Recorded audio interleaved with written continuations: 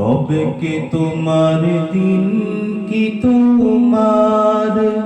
রসূল তোমার কে ফেরেশতায় আসিয়া যখন জিজ্ঞাসা করিবে ফেরেশতায় আসিয়া যখন জিজ্ঞাসা করিবে রবকে তোমার দিন কি তোমার রসূল তোমার কে